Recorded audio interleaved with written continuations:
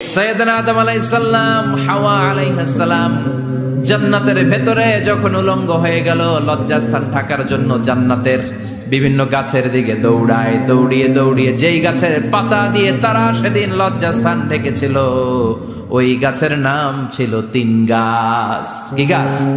ওই দিনের কসম কোরআনে কেটেছে কে? সেজন্য আল্লাহ বললেন, ওয়াত-তিনি ওয়াজ-যাইতুনি ওয়া তুরি সিনিনা ওয়া হাযাল বালাদিল আমিন। সুবহানাল্লাহ পড়েন। তিনের কসম, জাইতুনের কসম। জাইতুন মানে জলপাই, আওয়াজ করে বলতে হবে। জাইতুন অর্থ খাইছেন? জলপাইয়ের আচার খাই না আমরা?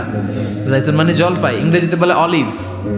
তবে আমাদের জলপাই আর আরব দেশের জলপাই একটু গুণগত পার্থক্য আছে। আরব দেশের জলপাই একটু ছোট হয়, আমাদের গুলা সাইজে বড় হয়। আরব দেশের জলপাই একসাথে অনেকগুলা খাওয়া যায়, আর আমাদের দেশের জলপাই আবার 2-3টার বেশি খাওয়া যায় না, অনেক টক না।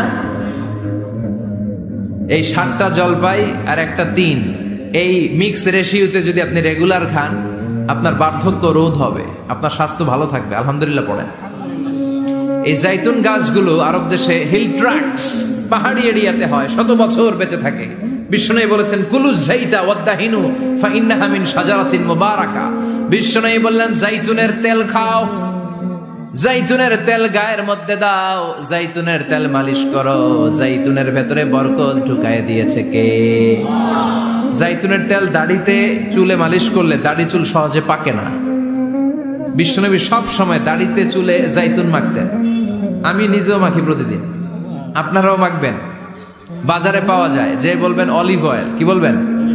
অলিভ অয়েল বললে আপনাকে দিবে। স্পেনের, মেড ইন স্পেন, এদের অলিভ অয়েল ভালো। ফিলিস্তিনের যে অরিজিনাল অলিভ অয়েল, এটা ভালো, এটা খাওয়া যায়। তাম্বুতু বিদ্দুহুনি ওয়া সিবগিল আকিলিন, এটার অনেক কাজ, খাওয়াও যায়, মালিশও করা যায়, জাইতুনের ডাল ভেঙে মেসওয়াকও করা যায়। সুবহানাল্লাহ পড়েন। বিশ্বনবী বললেন, নি'মাস সিওয়াকি আয-যাইতুন, জাইতুনের মেসওয়াক কতই না ভালো।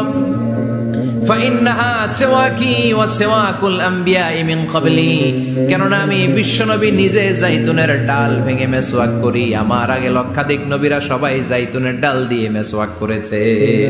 সুবহানাল্লাহ পড়েন। আপনার দেহের ব্যাড কোলেস্টেরলের লেভেল কমে যাবে যদি জাইতুন আপনি খান। দাড়িতে মাখবেন, চুলে মাখবেন। আবার সালাদের মধ্যেও জাইতুনের তেল দিয়ে খাওয়া যায়, যদি এক্সট্রা ভার্জিন হয়। লেস দেন 1% অ্যাসিড দিয়ে এটাকে পিউরিফাইং করলে এটার বলে এক্সট্রা ভার্জিন। এরপর আরেকটা আছে ভার্জিন, 2% অ্যাসিড দিয়ে পিউরিফাইং করে। 3-4-5% অ্যাসিড দিয়ে পিউরিফাইং করলে ওটার বলে রিফাইন্ড পিওর। ওটা গায়ে মালিশ করবেন, বরকত আছে না নাই? এজন্য এই দুইটার কসম কোরআনে কেটেছে কে? এরপরে রব্বুল আলামিন বলেন, ওয়া তুরি সিনিন,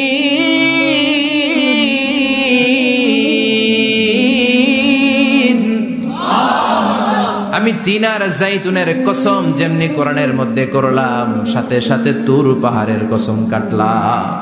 সুবহানাল্লাহ পড়েন। সাউথ সাইনা, দক্ষিণ সিনাইয়ে এই তুর পাহাড়ের অবস্থান।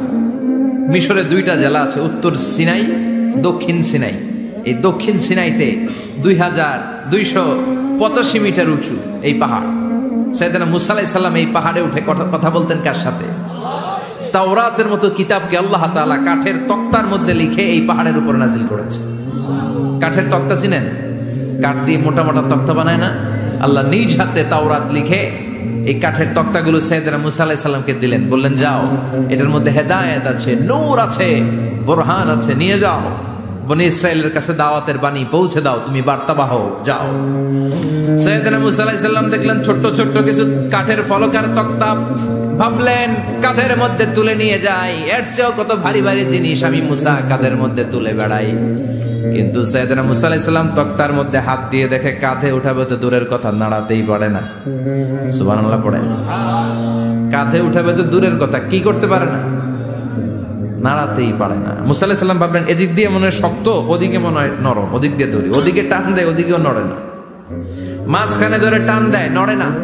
ঘটনা কি? এর চেয়ে কত বড় তক্তা কাঁধে লয়ে ঘুরি, আর এগুলো নড়ে না কেন?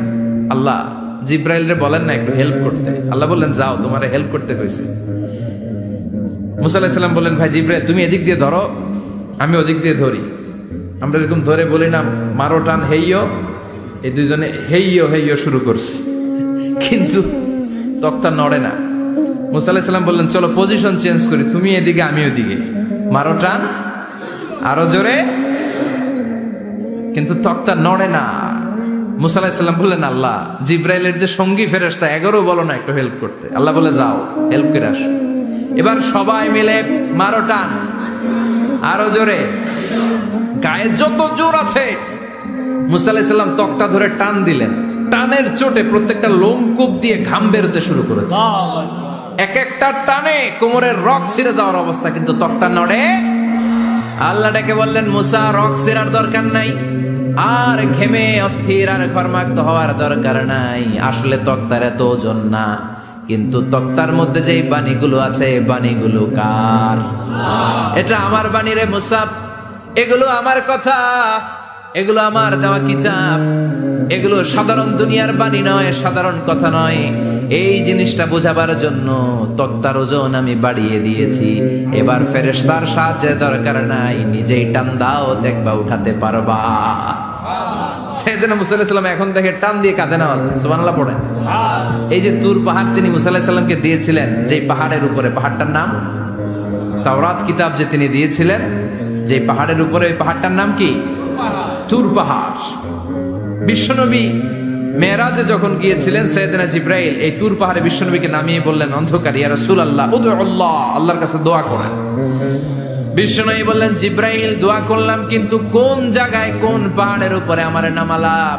আমি তো এলাকা চিনি না, পাহাড় চিনি না, কোন পাহাড় এটা? সাইয়েদনা জিব্রাইল বললেন, নবী, হাদিহি জাবালু মুসা তুরে সাইনা, এটা আপনার ভাই মুসার পাহাড়, তুর পাহাড়। সুবহানাল্লাহ। এটার চূড়া বিশ্বনবী দোয়া করেছেন।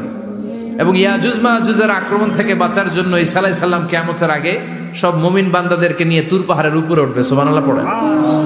আমি নিজেই তুর পাহাড়ের উপরে উঠছি 2 বার জীবনে। আমি মিশরে ছিলাম, তো ওখানে আমি শিক্ষা সফরে 2 বার আমরা প্রায় তুরে সাইনাতে সফর করতাম। ঠান্ডা একটা এলাকা, মিশরে, পুরো মিশরে গরম, ওদিকে ঠান্ডা। 3 ধর্মের লোকদের জন্য এটা একটা তীর্থস্থান, সবাই যায়। ইহুদিরা যায়, খ্রিস্টানরা যায়, আমরাও যেতাম। মাঝরাতে তুর পাহাড়ে উঠতে হয়, ফজরের সময় পৌঁছতে হয়, আবার 7টা-8টার দিকে ব্যাক করতে হয়। 10টা-11টার পরে সূর্যের তাপে পাথরের পাহাড় এত গরম হয়, ওখানে কোনো মানুষ দাঁড়িয়ে থাকতে পারে না। আমরা উঠতেছি কাঁধের মধ্যে ব্যাগ নিয়ে, খ্রিস্টানরা উঠতেছে, ইহুদিরা উঠতেছে। ওটার উপরে খ্রিস্টানদের একটা চার্চ আছে, গির্জা। ইহুদিদের আছে একটা ছোট্ট সিনাগগ। ইহুদিরা যে জায়গায় নামাজ পড়ে ওটারে কি বলে? সিনাগগ। খ্রিস্টানরা যেটাতে নামাজ পড়ে ওটারে বলে চার্চ, গির্জার। আমরা যেটাতে নামাজ পড়ি মসজিদ। আমাদের একটা মসজিদ আছে ছোট। ফজরের সময় উঠলাম, উঠে তাকিয়ে দেখি সূর্য কিরণে পুরো তুর পাহাড়ের সিলসিলাতুল জিবাল, পাহাড়ি রেঞ্জ ঝিকিমিকি আলোতে সূর্যের কিরণে চমৎকার এক আভা, রক্তিম আভা ধারণ করেছে। সবাই মিলে আল্লাহর কাছে দোয়া করলাম। এই তুর পাহাড়ের কসম কেটেছে কে? রব্বুল আলামিন বলেন, ওয়াত-তিনি ওয়াজ-যাইতুনি ওয়া তুরি সিনিনা ওয়া হাযাল বালাদিল আমিন। তিনের কসম, জাইতুনের কসম, তুর পাহাড়ের কসম, আর এই নিরাপদ শহরের কসম। এই নিরাপদ শহর দ্বারা উদ্দেশ্য হচ্ছে মাক্কাতুল মুকাররমা। নিরাপদ শহর দ্বারা কোন শহর উদ্দেশ্য? মক্কা। যে মক্কার আগের নাম ছিল বাক্কা। মক্কার আগের নাম সবাই বলেন বাক্কা। মক্কার নামে আল্লাহ কোরআনে একটা সূরা দিয়েছে, সূরার নাম সূরাতুল বালাদ। লা উকসিমু বিহাদাল বালাদ ওয়া আনতা হিল্লুম বিহাদাল বালাদ। সুবহানাল্লাহ পড়েন। আবার এই শহরের নাম দিলেন আল্লাহ উম্মুল কুরা, জনপদ সমূহের মা। এই শহরের মধ্যে যারাই প্রবেশ করবে নিরাপত্তা দিবে কে? আবার এই শহরের মাঝখানে আল্লাহ এমন একটা ঘর তৈরি করেছে, গোটা বিশ্বের সব মুসলমান ওই ঘরের দিকে মাথা নুইয়ে সিজদায় লুটিয়ে পড়ে। সুবহানাল্লাহ পড়েন। ইন্না আউওয়ালা বাইতি উদিআ লিন-নাস লাল্লাযী বিবাক্কাতা মুবারাক। এই কাবা ঘরকে কেন্দ্র করে প্রতিদিন 120টা রহমত নাজিল হয়। চিল্লায় বলেন তো কয়টা? 60 লিত-তাইফিন, 60টা রহমত যারা তাওয়াফ করে তাদের জন্য। 40 লিল মুসাল্লিন, 40টা রহমত যারা নামাজ পড়ে তাদের জন্য। 60 আর 40 কত? বাকি আছে কয়টা? ওয়ালা 20 লিন-নাযিরিনা ইলাল কাবা, বাকি 20টা রহমত যারা তাওয়াফও করে না, নামাজও পড়ে না, শুধু কাবার দিকে তাকিয়ে থাকে। সুবহানাল্লাহ পড়েন। আবার কাবার 4টা কর্নার আছে। একটা কর্নারের ভেতরে একটা পাথর আছে, এটাকে বলে ব্ল্যাক স্টোন কর্নার। হাজরা আসওয়াদের পাথর, এই পাথরে যেই চুমো দেয় পাথর ওই চুমোদানকারীর জীবনের সব গুনাহ টেনে শুষে সব নিয়ে যায়। কিয়ামতের দিন আল্লাহ হাজরা আসওয়াদের দুইটা ঠোঁট দিবেন, দুইটা চোখ দিবেন, আর দাঁড় করিয়ে দিবেন। আল্লাহর সামনে দাঁড়িয়ে দাঁড়িয়ে হাজরা আসওয়াদ সুপারিশ করবে, আল্লাহর কাছে বলবে, আল্লাহ এই লোকটা আমারে চুমো দিয়েছে, তার জন্য জাহান্নামের আগুন হারাম করে দাও। এই হাজরা আসওয়াদ পাথরের জন্য আমরা চুমো দিতে পারি, আল্লাহ তৌফিক দাও। জোরে বলেন আমিন। এই নিরাপদ শহরের কসম, শহরটার নাম মক্কা। চিল্লায় বলেন শহরটার নাম। এটার মাঝখানে একটা ঘর আছে, আল কাবা আল মুশাররাফা। লক্ষ লক্ষ মানুষ এই কাবা কেন্দ্রিক প্রতিদিন ছুটতে থাকে। আল্লাহ বলেছেন এটা মাসাবাতান লিন্নাস, মানুষের মিলন কেন্দ্র। লক্ষ লক্ষ মানুষ এই কাবাকে ঘিরে নামাজ পড়ে। প্রতিটা জুমার দিন 10 লাখেরও মোর দেন 1 মিলিয়ন মুসল্লি কাবার চারদিকে জুমার সালাত আদায় করে সুবহানাল্লাহ পড়েন। আজান হওয়া মাত্রই মৌমাছির মতো মানুষগুলো ছুটতে থাকে। কাবার আজান শুনেছেন? আল্লাহু আকবার, আল্লাহু আকবার,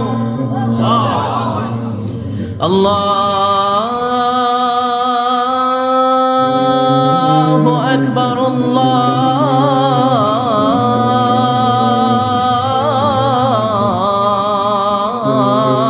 আকবার। কি সুরেলা আজান, কাবার আজান। আজান হতে দেরি, আজান হতে দেরি। যদি 20-30 তলা হোটেলের কোন ছাদ থেকে আপনি খেয়াল করেন, দেখবেন মৌমাছির মতো ডানে বায়ে সামনে পেছনে চারিদিক থেকে সারে আল হিজরা দিয়ে, সারে আজিয়াদ রোড দিয়ে, গাজ্জা দিয়ে, জারোয়াল দিয়ে, মেসফালা দিয়ে, ইব্রাহিম খালিলি দিয়ে মানুষগুলো কাবার দিকে ঢুকতে শুরু করেছে, ঠিক কিনা? আবার বিশ্বনবী বলতেন, মক্কা তো হাব্বুল বিলাদ ইলাইয়া, এই মক্কা শহর আমার কাছে সব চাইতে প্রিয় শহর। লাউলা উখরিজতু লামা খারাজতু, মক্কার কুরাইশরা কাফেররা যদি এই শহর থেকে জোর করে আমারে বের করে না দিত, আমি কোনোদিন মক্কা ছেড়ে দূরে যেতাম না। সুবহানাল্লাহ পড়ে। বিশ্বনবীর জন্মস্থান এই শহর, যেখানে বিশ্বনবী জন্মেছেন ওইখানে আছে মাকতাবা, লাইব্রেরি। কি আছে? হজ ওমরা যারা করেছেন তারা দেখবেন ওখানে গেলেই ফ্রিতে বই দেয়। কি দেয়? বিশ্বনবীর জন্মস্থানে গেলে যেই ভাষার হন, বাঙালি গেলে বাংলায়, ইংরেজ গেলে ইংরেজিতে, পাকিস্তানিরা গেলে হিন্দিতে, সবাইকে ফ্রিতে বই দেয়া হয়। তার মানে বিশ্বনবীর জন্মস্থানে গেলেই বই পাওয়া যায়, ঠিক কিনা? বিশ্বনবীর জন্মস্থানের ঠিক পাশেই আবু জাহেলের জন্মস্থান। ওইখানে কি আছে জানেন? হ্যাঁ, হাম্মাম, হাম্মাম আবি জাহাল। বাঙালি হাজিদের বুক ভরা ঘৃণা তার জন্য। বাঙালি হাজিরা বলে, আবু জাহিল্লার টয়লেট কই, যাইয়া সব ভরাই দিয়া শোনো। জেদ্দাতে নেমেই খুঁজতে আরম্ভ করে, আবু জাহিল্লার টয়লেট কই। সবাই বলে, এই না জেদ্দায় আসলেন, মক্কা তো আর 80 কিলো দূরে, আপনি যাবেন, ওমরা করবেন, বিশ্রাম নেবেন হোটেলে, এরপরে জিয়ারা যখন করায় তখন ওখানে নেয়। কিন্তু নাইম্মাই কই আবু জাহিল্লার টয়লেট কই। কি ক্ষোভ তার প্রতি, না? কি ক্ষোভ আর ঘৃণা। আর বিশ্ব নবীর জন্য অন্তর ভরা ভালোবাসা আছে না নাই? এজন্য ইসলাম হচ্ছে শান্তির ধর্ম। জঙ্গিপনা যারা করে, সন্ত্রাসবাদের কথা যারা সমাজে উস্কে দেয়, তাদের জন্য ইসলামে কোনো শান্তি নাই। আবু জাহেল ছিল সন্ত্রাসদের লিডার, ঠিক কিনা? Leader of the all terrorist, কুখ্যাত ইন্টারন্যাশনাল সন্ত্রাসী আবু জাহেল। আর বিশ্বনবী ছিলেন মুজাহিদ। বিশ্বনবী কি ছিলেন? মুসা আলাইহিস সালাম ছিলেন মুজাহিদ। ফেরাউন ছিল কুখ্যাত সন্ত্রাসী আর জঙ্গি, ঠিক কিনা? সাইয়েদনা ইব্রাহিম ছিলেন মুজাহিদ আর নমরুদ ছিল জঙ্গি, ঠিক কিনা? যারা ইসলামের পক্ষে কথা বলে তারা মুজাহিদ, আর যারা ইসলামের বিপক্ষে তারা সন্ত্রাস আর জঙ্গি। চিল্লায় বলেন ঠিক কিনা?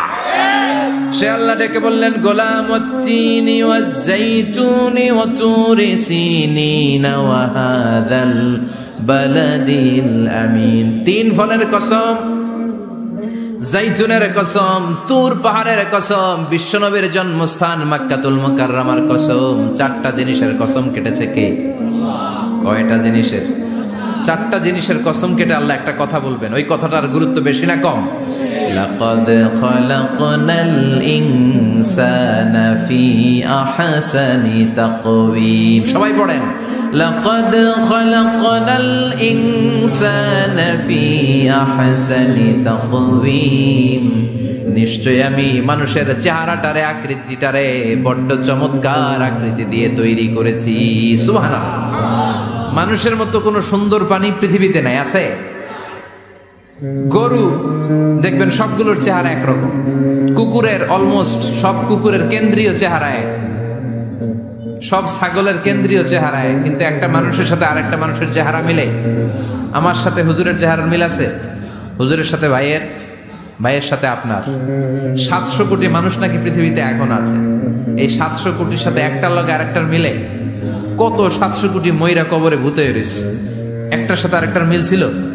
আরো কত 700 কোটি যে কিয়ামতের আগে আসবে, একজনের সাথে আরেকজনের চেহারার কোনো মিল খাবে।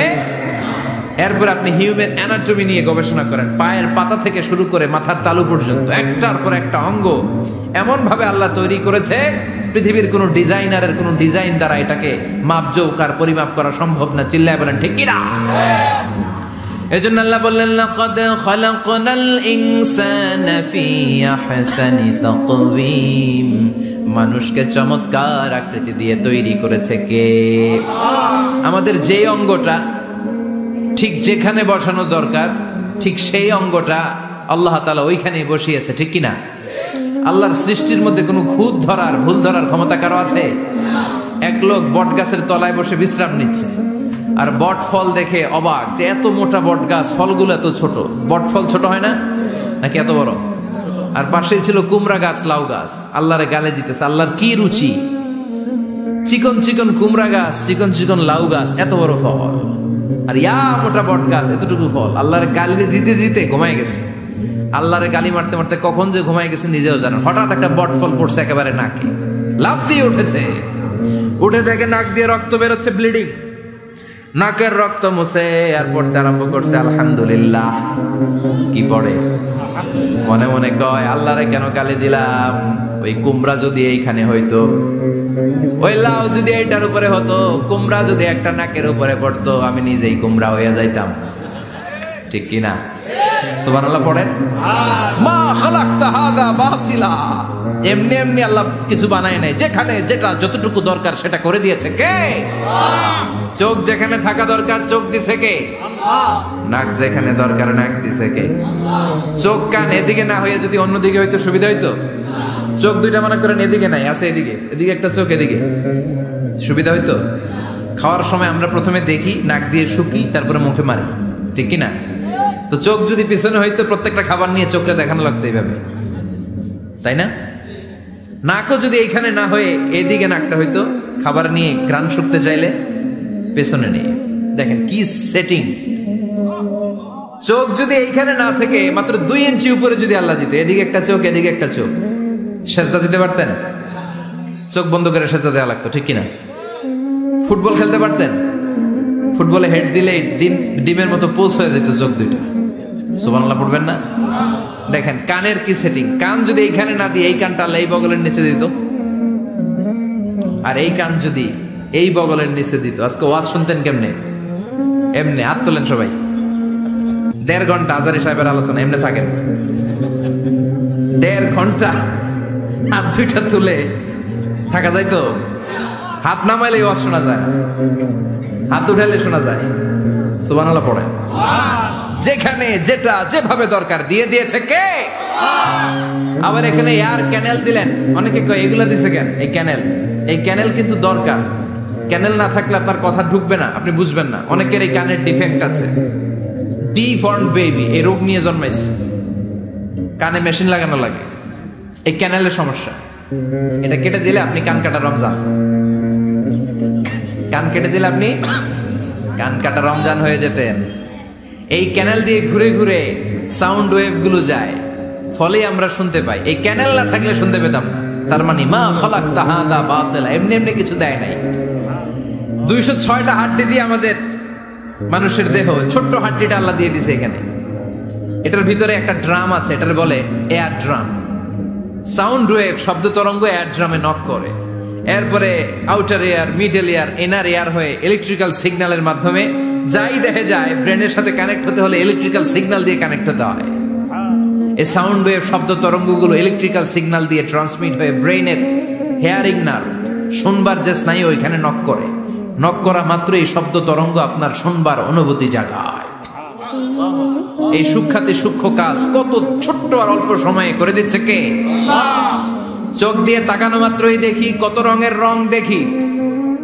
Human eyes can identify, can recognize more than 10 million colors. আমার কথা না, চক্ষু বিশেষজ্ঞদের কথা। মানুষের চক্ষু 10 মিলিয়নেরও বেশি রং, 1 মিলিয়নে 10 লাখ, 10 মিলিয়নে 1 কোটি, 1 কোটিরও বেশি ধরনের রং এই চোখ শনাক্ত করতে পারে।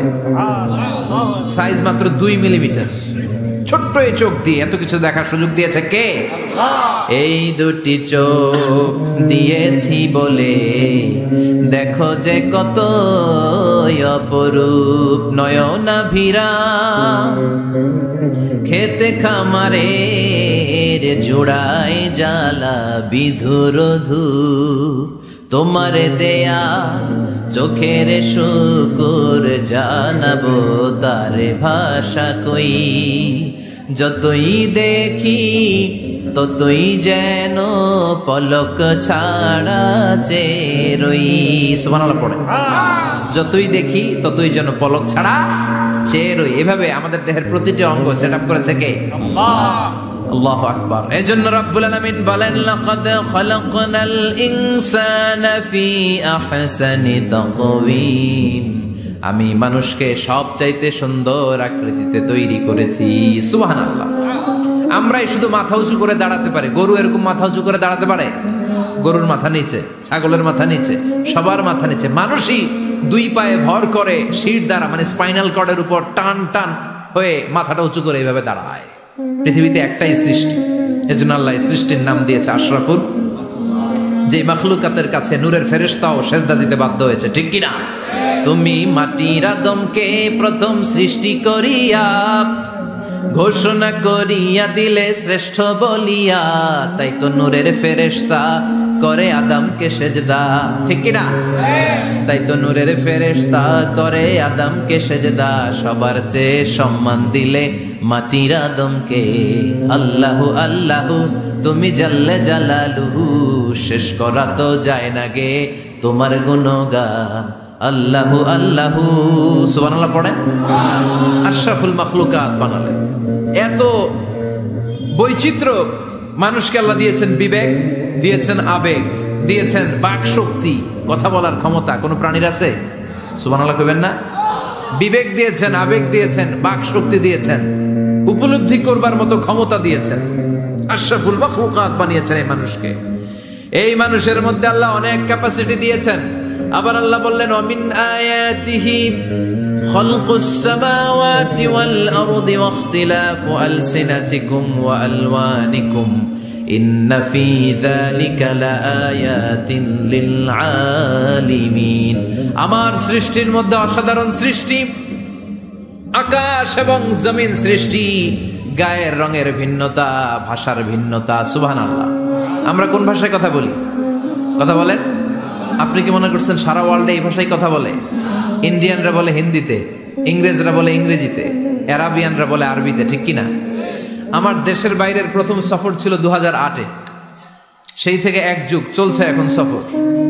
ওই সফর যে কত দরকার ছিল, ওই সফরের আগে এই গ্লোবাল ইসলামকে দেখার সুযোগ আমার হয়নি। মানুষের যে কত ভিন্নতা, কত ভাষায় যে মানুষ কথা বলে। 2008 সালে আমি যখন আমার ইউনিভার্সিটিতে গেলাম, মাগরিবের সালাতের সময় পৌঁছেছি। আজান হওয়ার সাথে সাথে দেখলাম students of more than 100 nationalities, they are coming out from their hostel to offer মাগরিব প্রেয়ার। মাগরিবের আজান দেখলাম হোস্টেল থেকে বিভিন্ন রঙের ছেলেপেলেরা মাগরিবের সালাত পড়ার জন্য বেরোচ্ছে। এক একটার কালার এক এক রকম, এক একটার ভাষা এক এক রকম। আমরা বাংলায় বললে আরাবিয়ানরা বুঝে না, আরাবিয়ানরা আরবিতে বললে ইন্ডিয়ানরা বুঝে না, ইন্ডিয়ানরা হিন্দিতে বললে ইংরেজরা বুঝে না, চাইনিজরা মান্ডারিনে বললে কেউ বুঝে না। চিয়াং ফিয়াং জিয়াং, এগুলো হচ্ছে চাইনিজ ভাষা। ইয়াং শিয়াং দিয়ে যখন কথা বলে কেউ বুঝে না। প্রথম মাগরিবের সালাত পড়ে আমি প্রথম নিগ্রু মানুষ আবিষ্কার করলাম। এর আগে কোনোদিন কালো মানুষ দেখি নাই। সালাম ফিরে ডানে দেখে এক নিগ্রু, বায়ে দেখে আরেক নিগ্রু। আমি মনে করছি কেরামান কাতিবিন। এই নিগ্রু দেখে আমি দিছি দৌড়। সবাই কই দৌড়ান কেন? আমি বললাম এরা কারা? আমারে বলা হলো এরা আপনার বন্ধু। এরা কি? এই কালো লোক নাকি আমার বন্ধু। বললো 5 বছর এই নিগ্রুদের সাথে আপনার থাকতে হবে। 100টারও বেশি দেশের ছাত্র আমরা একসাথে থেকেছি, কারো ভাষা কেউ বোঝে না। কারো গায়ের রঙের সাথে কারো গায়ের রঙের মিল নাই। চিল্লায় বলেন সুবহানাল্লাহ। এজন্য রব্বুল আলামিন বললেন লাকাদ খালাকনাল ইনসানা ফি আহসানি তাকওয়িম, আমি মানুষকে চমৎকার আকৃতিতে তৈরি করেছি। সুম্মা রাদাদনাহু আসফালা সাফিলিন, তারপর মানুষকে আমি আবার নিম্নমুখী করেছি। মানুষের সৌন্দর্যটা সব সময় থাকে না। এই যে যুবক অবস্থায় আমাদের কি সুন্দর চামড়া, কি সুন্দর দেহ, বয়স যখন 70-80 হবে এরকম থাকবে? কথা বলেন না। এই কালো দাড়িগুলো সাদা হয়ে যাবে, বয়সের ভারে মিজানুর রহমান আজহারী নুজ্জ হয়ে যাবে, লাঠি লাগবে তখন স্টেজে উঠবে, হায়াতে বাসায় থাকলে লাঠি নিয়ে উঠতে হবে। কথা কন। আমার নানা ভাইরে দেখতাম গাড়িতে একটা লাঠি রাখতো, মরহুম পীর সাহেব গোলাম সাদেক সাঈদী, গাড়িতে সব সময় লাঠি। এই লাঠি নিয়ে গাড়ি থেকে বেরোতো, লাঠি দিয়ে সিঁড়ি বেয়ে উঠতো, মাঝে মাঝে আমরা ধরেও উঠাতাম। তো উনি কি এরকম ছিল না? একদিন ইয়াং তাগড়া যুবক, রং ধরা যৌবন, জং ধরে শেষ থাকে না। আসফালা সাফিলিন এর দুইটা তাফসীর, একটা হচ্ছে ইলা আরযালিল উমর, সব সময় মানুষ যুবক থাকে না, একটা সময় তারে বৃদ্ধ বানিয়ে দেয় কে? আবার আল্লাহ বুঝালেন মানুষ ভালো হলে অনেক ভালো হয়, খারাপ হলে অনেক খারাপ। মানুষ ভালো হলে ফেরেশতার চেয়ে ভালো, মানুষ খারাপ হলে পশুর চেয়েও খারাপ। কথা বলেন ঠিক কিনা? এক পশু আরেক পশুরে মারে না, এক পশু আরেক পশুরে হত্যা করে না, কিন্তু মানুষ মানুষের মারে কি মারে না? A lion never kills a lion, a dog never kills a dog, an elephant never kills an elephant. একটা হাতি একটা হাতিরে মারে না, কুকুর কুকুরে মারে না, কিন্তু মানুষ মানুষকে মারে কিনা? এজন্য আল্লাহ বললেন লাকাদ খালাকনাল ইনসানা ফি আহসানি তাকওয়িম সুম্মা রাদাদনাহু আসফালা সাফিলিন ইল্লাল্লাযীনা আমানু ওয়া আমিলুস সালিহাতি ফালাহুম আজরুন গায়রু মামনুন। দুই শ্রেণীর মানুষের এই বিপদ নাই, যারা ঈমান এনেছে, সৎ কর্ম করেছে। কার কথা? তবে ঈমানটা হতে হবে নির্ভেজাল। ওই ঈমানে শিরকের কোনো ছিটেফোঁটা থাকতে পারবে? তাহলে ওই ঈমান আপনারে মুক্তি দিবে। চিল্লায় বলেন ঠিক কিনা? ওয়া আমিলুস সালিহাত, নেক কাজ করে, সৎ কাজ করে, ফালাহুম আজরুন গায়রু মামনুন, তাদের জন্য এমন প্রতিদান আছে যেটা শেষ হবে না।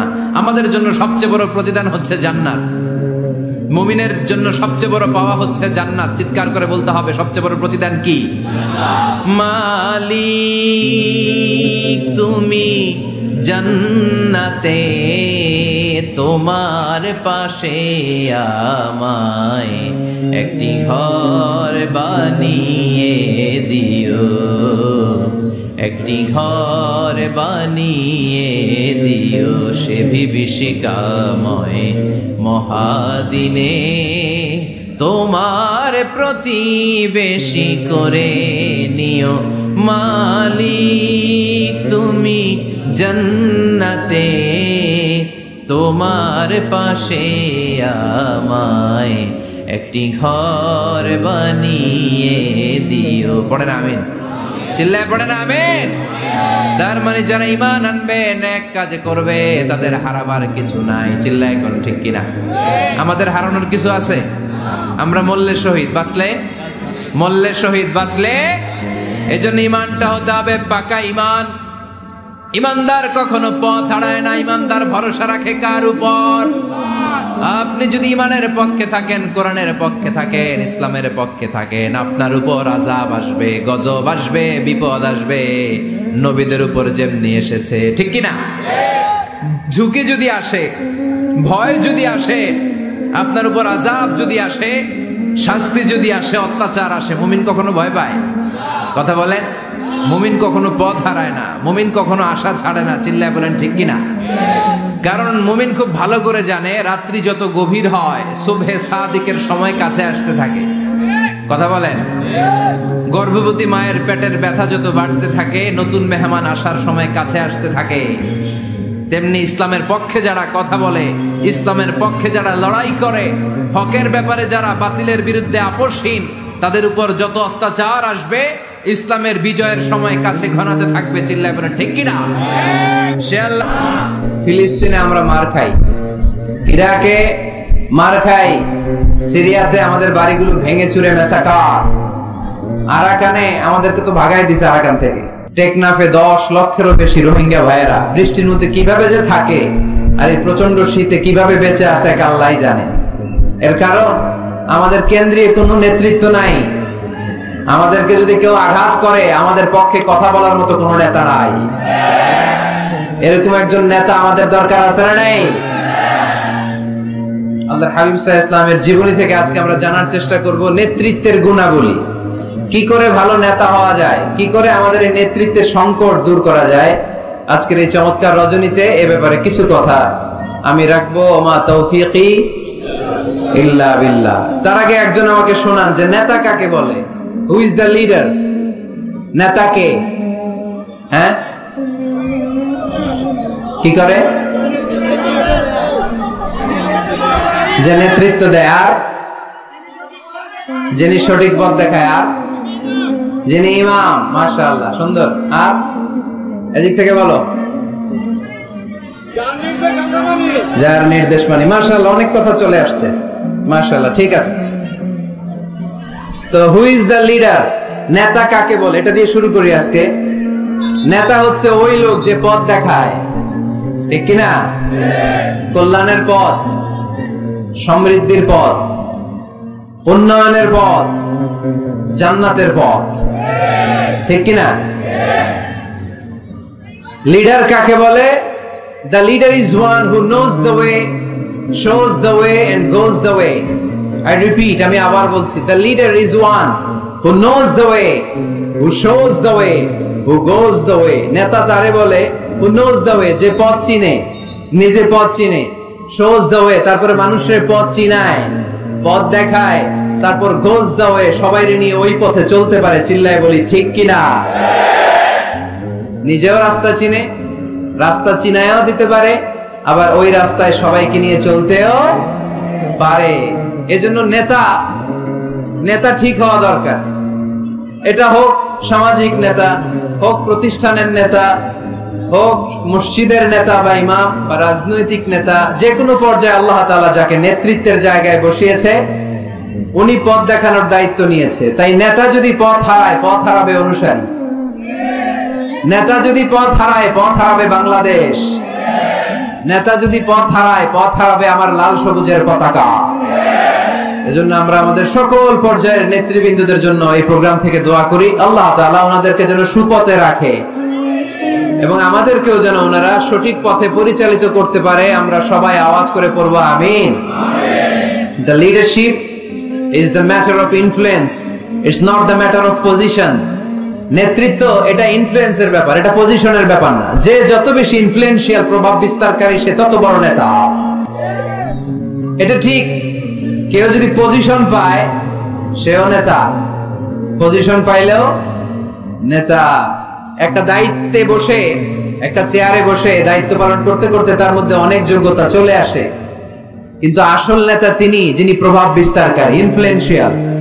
এবার বলেন তো, আমার নবী বিশ্বনবী মুহাম্মদ রাসূলুল্লাহ সাল্লাল্লাহু আলাইহি ওয়াসাল্লাম, উনি প্রভাব বিস্তারকারী নেতা ছিলেন কি ছিলেন না?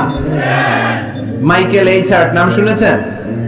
একটা বই লিখেছিল, দি 100, a ranking of the most influential personality in the world. পৃথিবীর 100 জন মনীষীর জীবনী লিখে উনি বিখ্যাত হয়েছিলেন।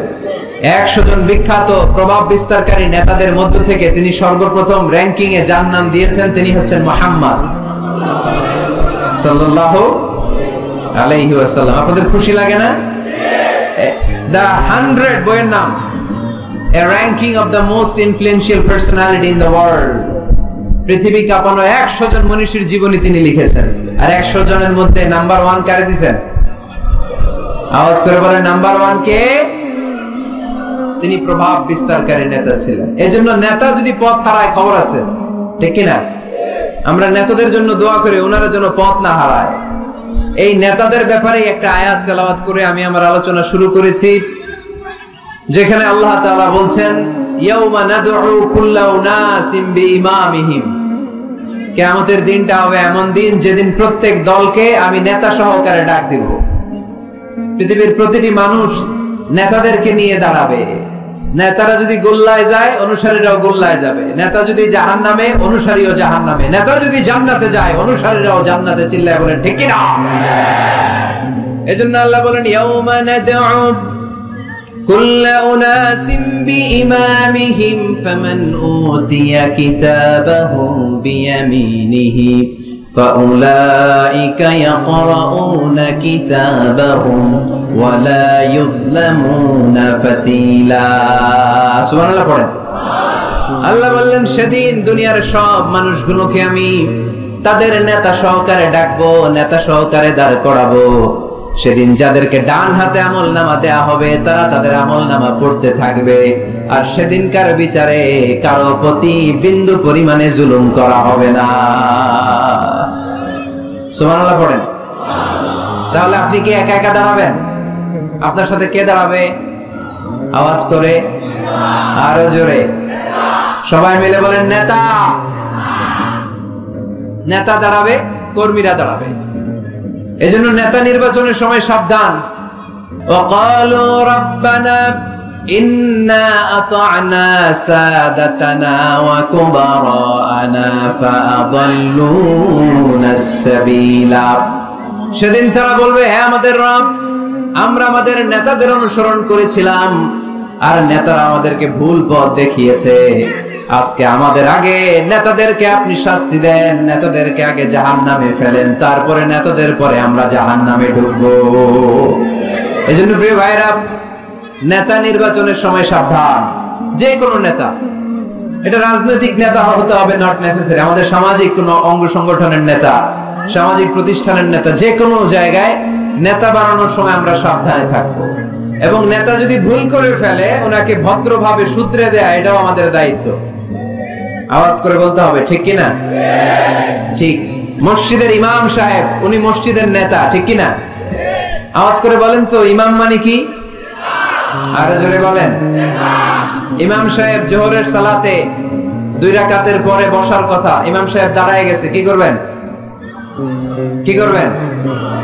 ইযা নাবা আহাদুকুম শাইউন ফি সালাতিকুম ফালিয়ুসাব্বিহ। পিছন থেকে আমরা সুবহানাল্লাহ পড়বো, ঠিক কি না? যদি বাংলাদেশে আমরা কি পড়ে ফেলি? আল্লাহু আকবার পড়ে ফেলি, এতে কাজ হয়ে যায়। কাজ হয়ে যায়। ইমাম সাহেব বুঝতে পারে যে সামথিং গানা রং, কোনো কিছু ঝামেলা হচ্ছে, ভুল হয়েছে, উনি শুধরে যায়।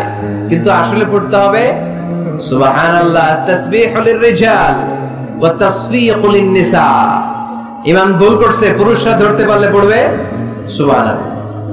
পিছনের পুরুষ মুক্তাদিরা কেউ ভুল ধরতে পারে নাই, পিছনের মহিলারা ভুল ধরতে পারছে, ওনারাও শুধরে দিতে হবে, ঠিক কিনা? ওনারা কি করবে?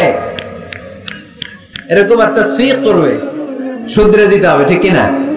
আচ্ছা, ইমাম সাহেব কেরাতে ভুল করলেন, 1 বার 2 বার 3 বার, ইমাম সাহেব বারবার আটকে যায়, করতে পারে না, তখন আমাদের দায়িত্ব কি? তাফতাহু আলাল ইমাম, ইমামকে ছুটায় দিতে হবে, শুধরে দিতে হবে, ঠিক কিনা? তো মসজিদের ইমাম যদি ভুল করে, মসজিদের নেতা ভুল করলে যদি শুধরে দিতে হয়, সমাজের নেতাও ভুল করলে শুধরে দেওয়ার দরকার আছে না নাই? এটাও শুধরে দিতে হবে নসিহতের মাধ্যমে, সুন্দর পরামর্শের মাধ্যমে। নেতারাও মানুষ, ওনারা ফেরেশতা নন, ওনাদেরও ভুল হয়ে যেতে পারে। নসিহতের মাধ্যমে, সুন্দর পরামর্শের মাধ্যমে নেতাদেরকে শুধরে দিতে হবে, ঠিক কিনা? আমরা নেতৃত্বের গুণাবলীর ব্যাপারে কথা শুনবো। আমরা আজকে দেখার চেষ্টা করবো একজন নেতা হলে কি করতে হয়, নেতার কি কোয়ালিটি লাগে, এবং আমরা একটু সবাই মিলে ক্রস চেক করবো, ডাবল চেক করবো যে এই গুণগুলো আমার রাসূলের ছিল কিনা, কেমন ভাবে রাসূল সাল্লাল্লাহু আলাইহি ওয়াসাল্লাম এই গুণগুলোর আলোকে আমাদেরকে নেতৃত্ব দিয়েছেন। আমাদের নেতৃত্ব সংকট দূর করার জন্য এগুলোর ব্যাপারে জানার দরকার আছে না নাই? আছে। নেতৃত্ব দিতে হলে সর্বপ্রথম যে কোয়ালিটিটা লাগে সেটা হচ্ছে কাজ করা লাগে। কাজ। কেউ যদি নেতা হইতে চায় তার কি করা লাগবে? আমি প্রশ্ন করলে আমাকে উত্তর করবে। নেতা হইতে হইলে আগে কি করতে হয়? কাজ।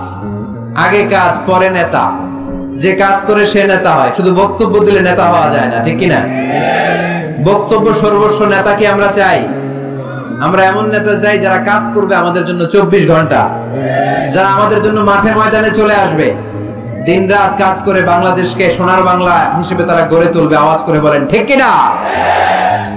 তাহলে নেতা হওয়ার জন্য প্রথম যে কোয়ালিটি, বৈশিষ্ট্যের দরকার সেটা হচ্ছে আগে কাজ। পরে নেতা। আমি প্রশ্ন করব, আপনারা আওয়াজ করে উত্তর দিন। আগে কি? সবাই উত্তর দিতে পারেন নাই, আওয়াজ করে বলেন আগে কি, পরে কি? আগে পরে মনে থাকবে? তাহলে নেতৃত্ব দিতে হলে প্রথমে কাজ করতে হয়। প্রথমে যে কোনো কাজ করো না ভাই, যে কোনো কাজ করো, কাজ না হয় সবার চেয়ে সবচেয়ে সুন্দর, ঠিক না?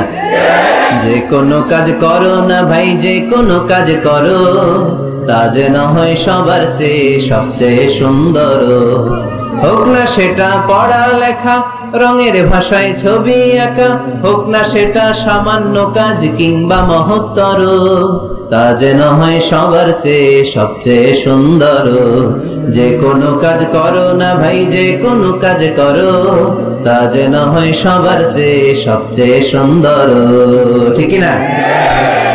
যেটাই করি আমরা ওটা যেন উইথ প্রফেশনালিজম, সর্বোচ্চ ইফোর্ট দিয়ে যেন আমরা করি। যে করতে পারবে সেই নেতা হবে, সেই নেতা। তাহলে আমরা বুঝলাম আগে কাজ, পরে to serve before to lead. I repeat, আমি আবারও বলছি, to serve before to lead. নেতৃত্ব দেওয়ার আগে আগে কাজ করতে হবে। আরবিতে বলে সাইয়্যিদুল কওমি খাদিমুহুম। জাতির নেতা তো সে হয় যে জাতির খেদমত করে। খেদমত না করে নেতা হওয়া যায়? কাজ না করে নেতা হওয়া যায়? যায় না। এজন্য আগে কাজ।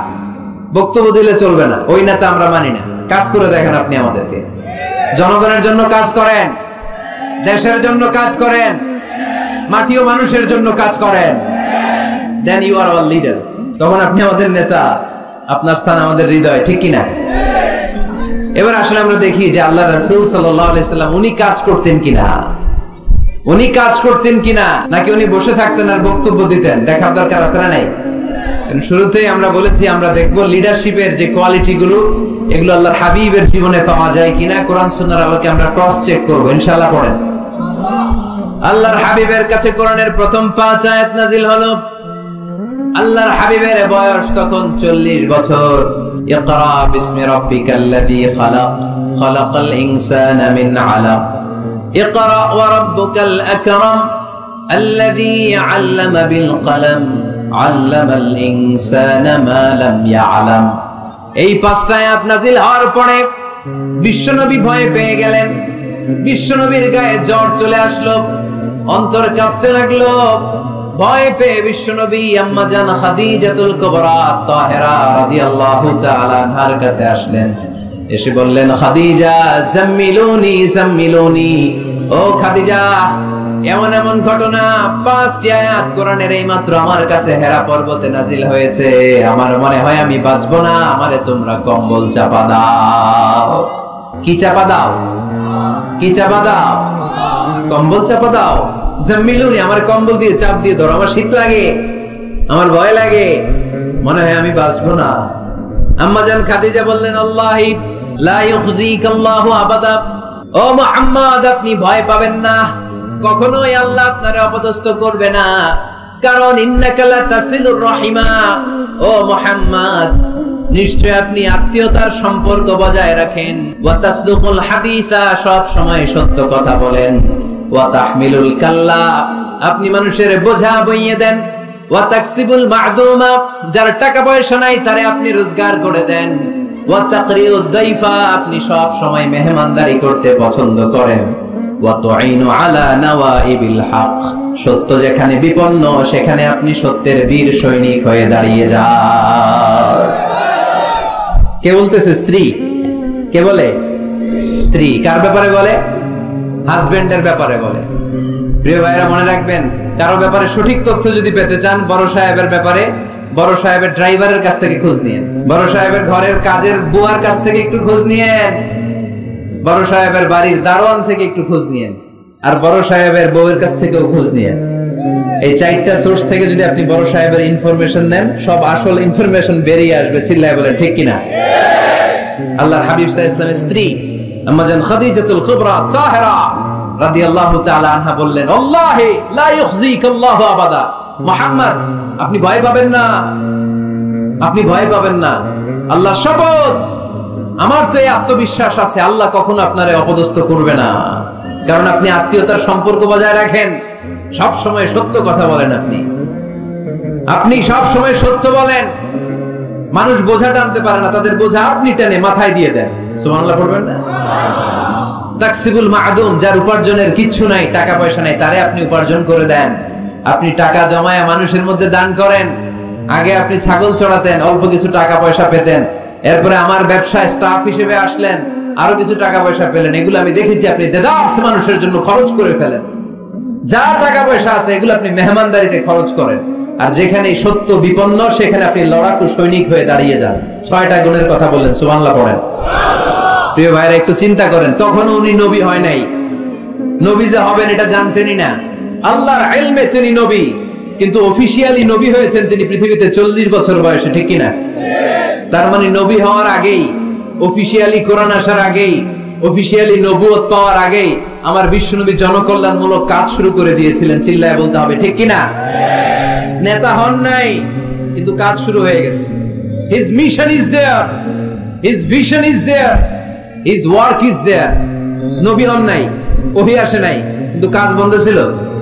কথা কন, কাজ ঠিকই চলেছে। সেই ছোট্টবেলা থেকে তিনি দানবীর, ছোট্টবেলা থেকে মেহমান খাওয়াতে পছন্দ করেন, ছোট্টবেলা থেকে কখনো মিথ্যা বলেন না, ছোট্টবেলা থেকে আত্মীয়দের খোঁজ খবর নেন। সেই ছোটবেলা থেকে, ইয়াং বয়স থেকেই সত্য যেখানে বিপন্ন সেখানে তিনি লড়াকু সৈনিক হয়ে দাঁড়িয়ে যান। তার মানে আগে নবী কাজ করছেন, পরে নেতৃত্ব আসছে। কথা বুঝি নাই? আগে কি? চিল্লায় বলতে হবে, আগে কি? নেতা হতে যাদের শখ, আগে কাজ করো, আগে পরিশ্রম করো, আগে জনগণের সেবা করেন, জনকল্যাণমূলক কাজের সাথে নিজেকে সম্পৃক্ত করেন। নেতৃত্ব আপনার হাতে এমনিতেই ধরা দিবে। আগে কাজ, পরে ক্ষমতা, ঠিক কিনা? তাহলে লিডারশিপ কোয়ালিটির প্রথম যে কোয়ালিটিটা আজকের এই আলোচনা থেকে আমরা জানলাম, যে নেতা হতে হলে you have to serve first, then you will be the leader. আগে আপনাকে সার্ভিস দিতে হবে, খেদমত করতে হবে। নেতৃত্বের লোভ নিয়ে বসে থাকা যাবে না, আগে কাজ। নেতা হই আর না হই, কাজ আমার চলবে। মাই মিশন ইজ দেয়ার। কোন অপশক্তি, কোনো কিছুই আমার কাজকে থামায় ফেলতে পারবে না। চিল্লায় বলেন, ঠিক কিনা? আগে কাজ, পরে নেতা, ঠিক কিনা? প্রথম পয়েন্টটা বুঝতে পারছেন? নেতা হইতে হলে প্রথমে কি করতে হয়? আওয়াজ করে বলেন, আগে কি, পরে। মাশাআল্লাহ, এই তো বুঝতে পারছেন। নেতা হওয়ার 2 নাম্বার কোয়ালিটি হচ্ছে you have to overcome the challenges and you have to face the trials.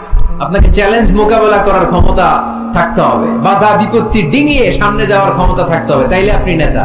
নেতা যদি দুর্বল চিত্তের হয়, এটা কি নেতা না খেতা? হ্যাঁ, নেতা হইতে হলে আপনাকে চ্যালেঞ্জ মোকাবেলা করতে জানতে হবে।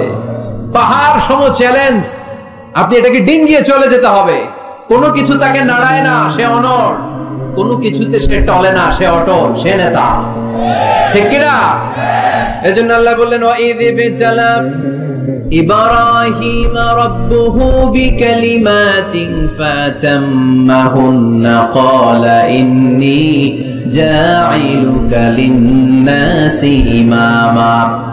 ও নবী, স্মরণ করেন সে সময়ের কথা যখন আমি ইব্রাহিমকে অনেকগুলো পরীক্ষা করেছিলাম। প্রতিটা পরীক্ষায় ইব্রাহিম সফলতার সাথে উত্তীর্ণ হয়েছে, আর এই কারণে ইব্রাহিমকে ফলাফল স্বরূপ আমি জানিয়ে দিলাম, ইব্রাহিম ইন্নী জাঈলুকা লিন-নাসি ইমামা, আমি তোমাকে গোটা বিশ্বের মানুষের ইমাম বানায়া দিলাম, নেতা বানায়া দিলাম। ইন্নী জাঈলুকা লিন-নাসি ইমামা।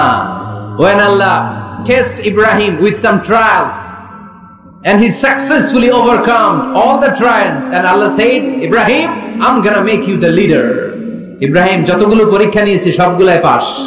আগুনের পরীক্ষা পাস, নমরুদের পরীক্ষা পাস, কাবা ঘরের দায়িত্ব দেওয়া হয়েছে, এই পরীক্ষায় পাস। সন্তানকে মরুভূমিতে রেখে আসতে বলা হয়েছে, পাস। যতগুলো পরীক্ষা আমি নিলাম সবগুলাই তুমি পাস। তুমি বাধা বিপত্তি ডিঙিয়ে নিজেকে প্রমাণ করতে সক্ষম হয়েছে, আর ফলাফল স্বরূপ আমার ঘোষণা, ইন্নী জাঈলুকা লিন-নাসি ইমামা, আমি তোমার ইমাম বানায় দিলাম, নেতা বানায় দিলাম।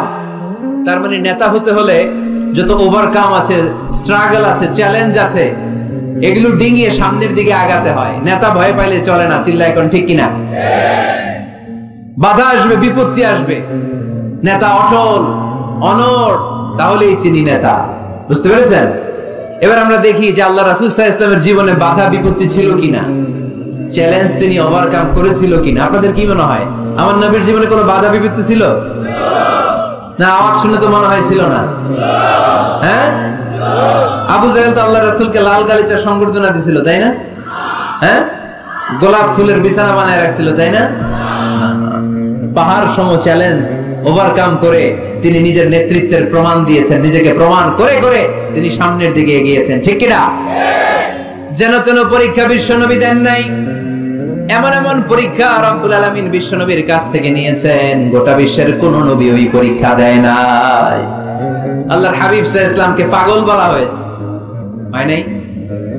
কবি বলা হয়েছে, গণক বলা হয়েছে, গণক। আল্লাহ রাসূল সাল্লাল্লাহু আলাইহি ওয়াসাল্লামকে বলা হয়েছে আফতার, লেজ কাটা, নির্বংশ। আল্লাহর হাবিব সাল্লাল্লাহু আলাইহি ওয়াসাল্লাম যখন মক্কায় সালাত পড়তেন, উটের পচা নাড়ি বুড়ি পিঠে চাপিয়ে দেয়া হতো। 3 বছর শিয়াবে আবি তালেবের জেলখানায় বন্দী ছিলেন। আপনি বন্দী ছিলেন কয় বছর? আমি ছিলাম কয় বছর? আল্লাহর হাবিব সাল্লাল্লাহু আলাইহি ওয়াসাল্লাম কয় বছর বন্দী? এটা অর্থনৈতিক আগ্রাসন, সামাজিক বয়কট। এদের সাথে কারো বিয়ে হবে না, এদের কাছে কোনো পণ্য বিক্রি করবে না, এদের থেকে কিছু কিনবে না। প্রথম বছর যেহেতু ওনারা ছাগল চড়াতেন, ছাগলের গোশত খেলেন। দ্বিতীয় বছর সাহাবারা ছাগলের চামড়া খেলেন। তৃতীয় বছর গাছের পাতা, লতা পাতা, শিকড় আর ছাল খেয়ে বেঁচেছিলেন। The life is not a bed of roses. এই পৃথিবীটা কুসুমাস্তীর্ণ নয়, এটা কণ্টকাকীর্ণ। এই পৃথিবীতে কেউ কাউর জন্য জায়গা ছেড়ে দেয় না, এখানে জায়গা করে নিতে হয়। পৃথিবীতে তোমাকে জানান দিতে হবে যে তুমি পৃথিবীতে এসেছো। কঠিন বিপত্তিকে, পরীক্ষাকে তুমি জানাও যে তুমিও কম শক্ত না। ঠিক কিনা? একজন পুরুষের 1 ফোঁটা বীর্যে 20 কোটি শুক্রাণু না থাকলে চিকিৎসা বিজ্ঞান বলে ওই বীর্য থেকে কোনো সন্তান জন্ম নেয় না। 1 ফোঁটা বীর্যে কয় কোটি শুক্রাণু? 20 কোটি শুক্রাণু। ওই 20 কোটি শুক্রাণুর মধ্যে আমি একটা, ঠিক কিনা? আপনি একটা, আমরা সবাই এক একটা। এই প্রতিটা শুক্রাণু চেয়েছিল ডিম্বাণুর গায়ে আঘাত করে সফল হতে, কেউ হইতে পারে না। 19,99,99,999টা ফেল। পাস করছিলাম সেদিন আমি, পাস করেছিলাম, চ্যাম্পিয়ন হয়েছিলেন সেদিন আপনি। সেদিন আপনার হাত ছিল, পা ছিল, মামা খালু ছিল, ফোন কল ছিল। এত কিছু না থাকতো সেদিন আপনি চ্যাম্পিয়ন হয়েছেন, কেউ আপনারা থামায় রাখতে পারে নাই। তার মানে এই পৃথিবীর বুকেও কেউ আপনারা থামায় রাখতে পারবে না। চিল্লায় বলেন ঠিক কিনা? পারবে না। অদম্য সাহস আর শক্তি সম্ভাবনাকে দিয়ে আল্লাহ তাআলা মানুষকে তৈরি করেছেন। এক একটা মানুষের যে কি ব্রেনের ক্যাপাসিটি, তার যে কত ক্ষমতা আল্লাহ দিয়েছেন মানুষ জানেই না। আল্লাহর হাবিব সাল্লাল্লাহু আলাইহি ওয়াসাল্লাম এরকম বাধা বিপত্তি অতিক্রম করে নিজেকে প্রমাণ করে করে সামনের দিকে এগিয়েছেন। 3 বছর জেল খাটলেন। মক্কা থেকে 80 কিলোমিটার পথ পাড়ি দিয়ে তিনি তায়েফে গেলেন। তায়েফে কেন গেলেন? জমি কেনার জন্য, তাই না? কথা কয় না? 10 বিঘা জমি কেনার প্ল্যান করছিলেন তায়েফের। হ্যাঁ, নিজের কোনো লাভের জন্য গেছেন তায়েফে? তায়েফবাসীদেরকে জাহান্নামের আগুন থেকে বাঁচানোর জন্য, নিজের লাভের জন্য না। তায়েফবাসীরা যেন জাহান্নামে ফেরেশতাদের লাথি না খায়, তায়েফবাসীরা যেন জাহান্নামের আগুনে না জ্বলে, ওদেরকে বাঁচানোর জন্য, ওদের লাভের জন্য আল্লাহ হাবিব সাল্লাল্লাহু আলাইহি ওয়াসাল্লাম গিয়েছিলেন। সেখানে তিনি ওয়েলকামড হন নাই, সেখানে পাথর বৃষ্টি মারা হয়েছে। এমন তাবৎ কোন অত্যাচার নাই বিশ্বনবীর উপর করা হয় নাই। 3টা জায়গায় কি সুশ্রী দেহ আমার নবীর, কি সুন্দর ছিল আল্লাহর হাবিব সাল্লাল্লাহু আলাইহি ওয়াসাল্লামের শরীর। তিনি বলতেন আনা মালিহুন ওয়া আখি ইউসুফু সাবিহুন, আমি লাবণ্যময় সুন্দর, আমার ভাই ইউসুফ সাদা সুন্দর। মিলহুন থেকে মালিহ, মিলহুন মানে লবণ, লবণ থেকে লাবণ্যময়। আমি লাবণ্যময় সুন্দর, আমার ভাই ইউসুফ সাদা সুন্দর। এই সুন্দর মানুষটার দেহে পাথর মারা হয়েছে। Can you imagine that? আপনি কি কল্পনা করতে পারেন? 3টা জায়গায় বিশ্বনবীকে আক্রান্ত করা হয়েছে, রক্তের বন্যা বইয়ে গিয়েছিল। আওয়াজ করে বলেন ঠিক কিনা? খেয়ে না খেয়ে দিন প্রচারের কাজে নিজেকে দিয়েছ বিলিয়ে, তায়েফের কাফিরেরা চিনল না সে আলো, দুষ্ট ছেলেদের পিছু দিল লেলিয়ে।